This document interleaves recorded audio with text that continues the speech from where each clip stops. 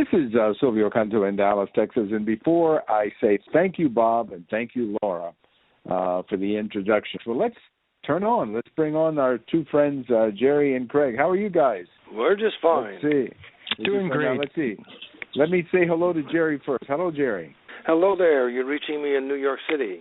Absolutely great. Well, I'm in Dallas, Texas, so we're on the other side of North America. How about you, Craig? Hi, I'm up here in New York, a little east of the city. All right. Well, it's a great honor to have both of you on the show tonight, and we're going to talk about RIP Medical Debt, the company that you're both principals of. Before we do, though, let's hear a little bit about yourselves. If you could share a little bit of a biography with us. There's no script, whatever you want to tell us about both of yourselves. So, Jerry, you go first. And I'll keep it mercifully brief because we do want to talk about the most important subject, which is what RIP Medical Debt intends to do around debt in general and veteran debt in particular. I'm a veteran myself, U.S. Navy. I was a journalist. I was on a heavy cruiser, served at naval air stations, even the CB base in Fort Hueneme, California.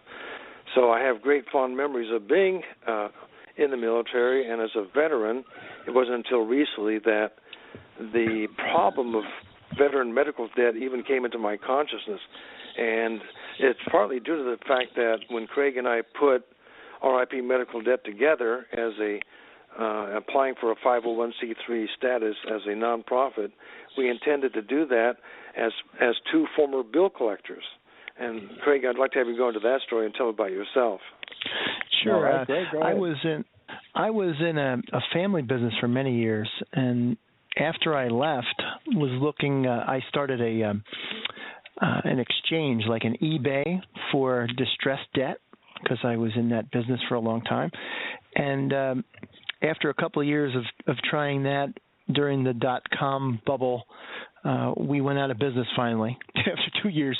But I found Jerry speaking at a conference, and I was just amazed at the vision that he had about the collection business. It was quite different than what I had known. And it turned out that I ended up working with him. And we worked for about 6 years together. We worked for Johnson & Johnson and others in the healthcare business. And it turned out that he brought us together to help another nonprofit with a similar goal of abolishing medical debt. And so we came back together again about 3 years ago, and now we're doing this on our own. So that's our story. Well, it's great to have both of you again on our show. You know, when my experience, not only myself, personal experiences that I've had, but other people I've known, is that when people put together a company, there's usually a problem that they're trying to fix.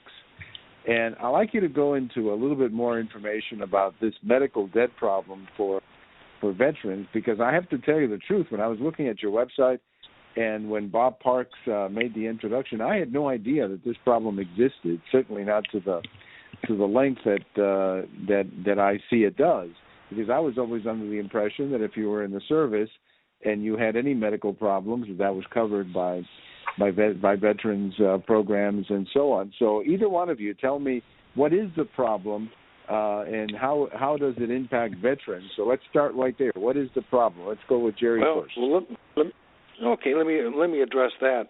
It's not understood by the general public that not every veteran is automatically entitled to free health care for life. It doesn't work that way. The VA categorizes veterans into 8 priority groups, and they base this on factors such as service-connected disabilities, income. You have to be an enrolled veteran, whatever that means. And at that point, you're offered a standard medical benefits package, which could include inpatient and outpatient medical services and things like that. But the devil is always in the details. People know enough about what's been happening in the VA hospitals, how far away they are from so many veterans to begin with. And I hate to tell you this, but there are things that are charged for by the VA that if the veteran does not pay that bill, they end up in our world being that of Craig Antico and Jerry Ashton as medical debt bill collectors. Our past life. Our past life, for sure.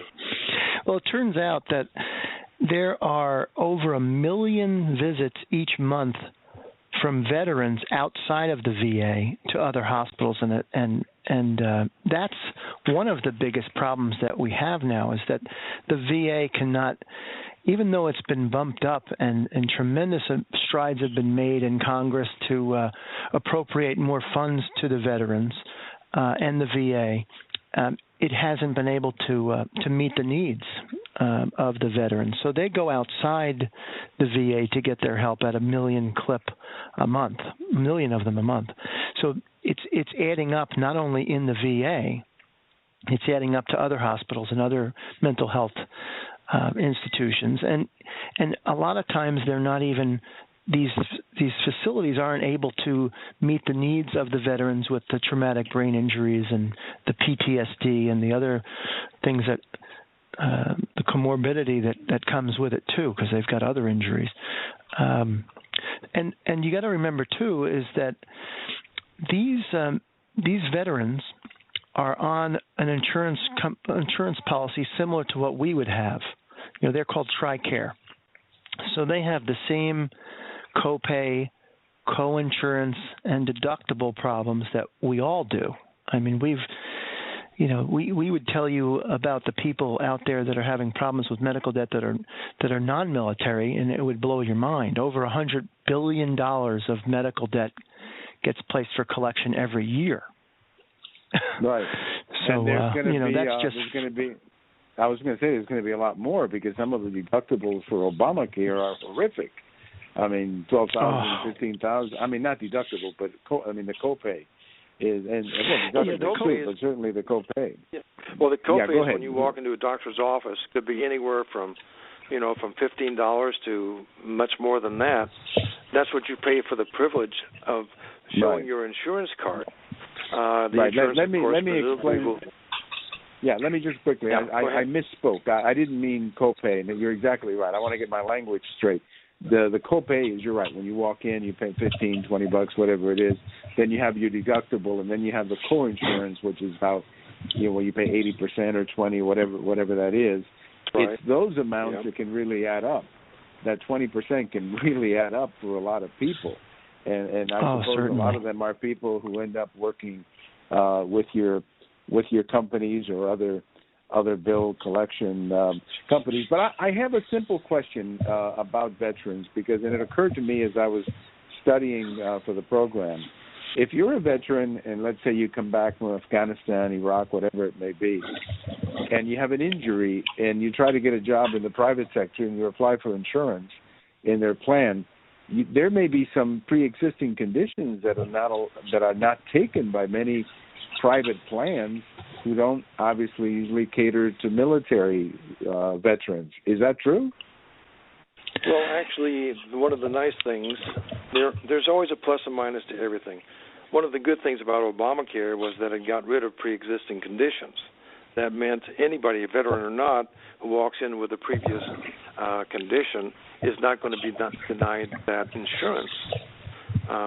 But the private insurance, you're right, though, Silvio. It does, if you're getting it from an employer and not from one of the Obamacare selected providers or insurers, you're correct. There would be a problem with pre-existing conditions if you went to another employer. And but the one good thing is that the government has opened up the ability for veterans to go outside of the VA to other hospitals, and the VA will cover that quite often. But there's only so many that have been approved to go outside of the VA. And it just turns out that many veterans do not want to go to the VA for whatever reason. So we've got people that don't want to go to the VA for help, and they might not be approved by the government to go to an out of network, so to speak, out of VA hospital. So, I mean, for example, I have right now almost $2 billion in medical debt that I can buy with donated funds against active duty and veterans right now. and that's a tip of the iceberg for what's out there. Over 1.6 million vets and active duty members, and there's only, I think, 800,000 active duty currently. So, I mean, this is just a tip of the iceberg of what is out there being collected by collection agencies. And this is where Craig and I finally got our hackles up about this. If there's anything that is more anathema to a bill collector, is having to collect on a bill that's medical. It's just very difficult because, number one, nobody chooses to have that accident or that cancer or the gallbladder taken out. It's not like buying a 50-inch screen TV. So here's somebody who is a victim of something beyond their control. Their insurance didn't cover it. If they had insurance, in fact, 60% of all bankruptcies were people who already had insurance. It just wasn't good enough. So here I am as a bill collector calling somebody up who's already ill, broke, and trying to get more money out of them. We're against the idea of any medical debt to begin with, and in particular veteran debt. Right. Well, let's do this. Let's talk a little bit about the solution that you offer. So let's say there's a veteran out there with whatever, you can pick the amount, 100,000, whatever it is, in debts. How do you fix that problem? Take me through that. Well, let me tell you, Silvio, one thing. What we do, the only reason we can do what we do is because we buy thousands of accounts at a time from hospitals and from owners of the debt. It would be just as hard for us to help one veteran that called up and said, "Hey, I've got $100,000 of medical debt. Can you help me?" Now there are companies out there right now that would help them. They're these advocates, and they're wonderful. They'll help them on an hourly basis, or they'll try to come up with a way to get paid, because these people can't do it for free. And these advocates, which are just amazing, will actually call the facilities or the hospital for the veteran. But the veteran will end up having to pay. So the best they might be able to do is maybe get 50% off or 60% off of the bill, but the veteran will still have to pay that, or his family. What we're doing is raising money out there through donations, through foundations, through our own crowdfunding, on our website. We get tremendous amount of donations from people just like you and me. We then go to the hospital and we'll pay maybe a penny on the dollar, maybe sometimes more if it's more current. Those debts are still affecting the veterans and their families, because there's over 15 million people that have, the only bad mark they have on their credit is medical debt. And the same problem is happening with the veterans. So we are just able to buy it in tremendous bulk so that we can pay only one penny on the dollar, as opposed to paying 50% or 60% and having that come out of the veteran's pocket. So we're like going another level of leverage. Well, Silvio, there's an interesting thing too. We're actually competing with the debt collector, because the debt collector and the debt buying industry goes to these hospitals, and the hospitals are distressed. They can't bring in the money, so they'll pay them a penny on the dollar, and then they'll put them into a collection system and try to collect every single penny, even though if they bought a $5,000 account for $50, they're going to be trying to collect $5,000. So we are using the same tactics that the industry has, but we're using it against the industry, and we're using it in favor of veterans and everybody out there in the general public. And blog talk shows like yours are very important to us in getting out the word. But I want you to know, as good as social media might be, there's not a tweet, a blog, or a post, or a like that would have more effect than as little as a $10 donation at our website, because that $10 takes care of $100 of a veteran's debt. And that's of course, right. And by the way, that's what we're mentioned. here to do. Yeah, I just wanted to mention that we have a link to your website on the show information, as well as a very interesting blog post that was in your website that I also included in the show information. Oh, cool. So for those who may be interested, just click on the show information. When Silvio, you see there's the one names, more just thing I click want on to there. tell you. Yeah, please. Silvio, we also are not just eliminating debt for the veterans in general. Okay, there are many veterans that have the capability and the willingness to pay their bill. It might have been a problem. We're not trying to help every veteran. We're trying to help the veterans that are having problems paying their medical bills or have a very low income. And we actually use our system to identify within those veterans which ones are making less than 2 times the federal poverty level or which ones are in hardship. And we identify that as if the veteran is paying more than 5% of their income toward medical expenses out of pocket or medical debt. So it's not just any veteran. These are veterans that are in hardship or are making a low amount of income. It's important for us to make that distinction. Now, there's another thing that you brought up, Silvio, and that is nobody really understands it. They're not aware of it. They have a belief that we take care of our vets. The thing about medical debt is the silent debt. It's not like student debt, which right now is up to $1.3 trillion. Everyone is outraged. Everyone's very verbal about that. But why aren't we outraged by the annual debt losses in medicine of $100 billion or more a year that ends up on a desk of a collection agency, so that citizens are in the interest of clearing up a debt, called, harassed, brought into court, and collected on. We want to stop that at the source. Right. Now, when a person makes a donation, let's say somebody sends in $10 or whatever, what is the transparency? I mean, how does that person know that the $10 or whatever amount is going to the objective here? Do you have a way to follow up on that? How does it work? Explain that. We can tell you. As we buy portfolios, we're going to put the portfolio up on the site. It's going to have general information, where the debt was, how many states did it cross. But a $10 donation in itself has to be combined with thousands and thousands of dollars of other debt. So like I have $1 million portfolio. It's really $990,000 right now that I'm looking to actually purchase.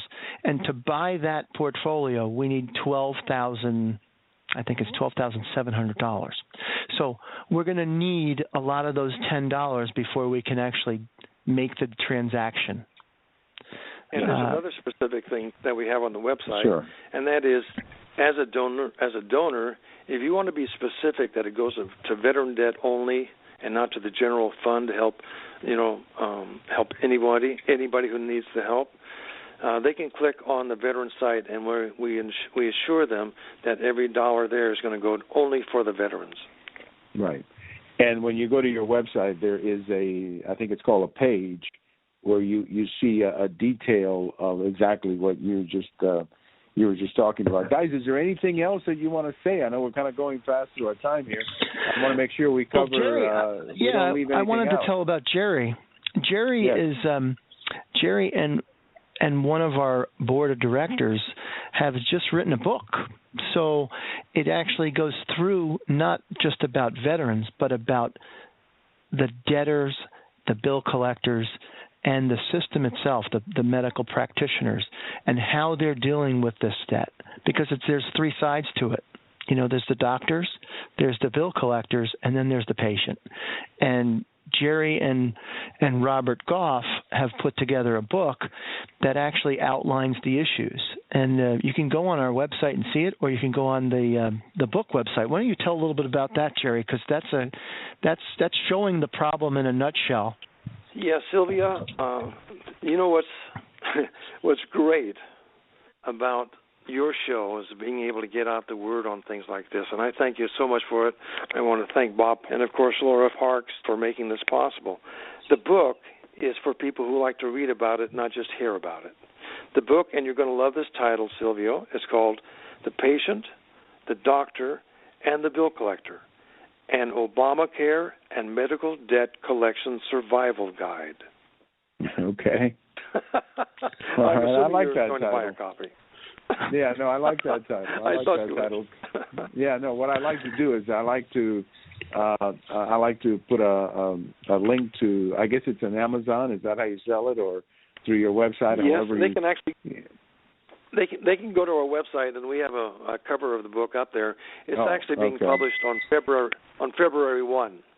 Okay. Just coming out. All right. Well, we'll as I mentioned, for those who may be listening, I know sometimes it's tough to write things down as you're listening.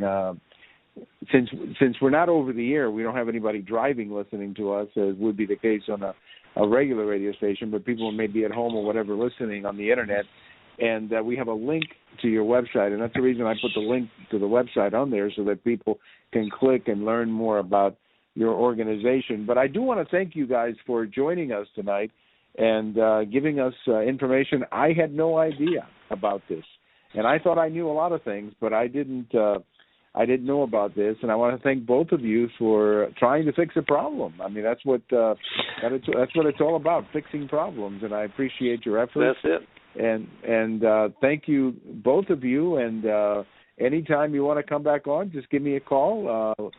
Contact me directly, and we'll be happy to do a follow-up show on it. That'd be great. And the people can also write to us and ask us questions about their medical debt. And it's a random act of kindness that we're giving to them. We're not usually able to get their debt particularly solved because it's a random act where I buy thousands of accounts. But especially the veterans, if there are veterans out there that are having problems like we're talking about, please write us, and there's a spot for you to ask for help, and we're going to see what we can do for you. So thank you so much, Silvio, for bringing this. Thank you, Silvio, so much. Well, my pleasure, guys, Jerry and Craig, and thank you very much for what you guys are doing. And best of luck with it. I hope that we can chat again in the future. Thanks so much. Thanks so much. All right, guys.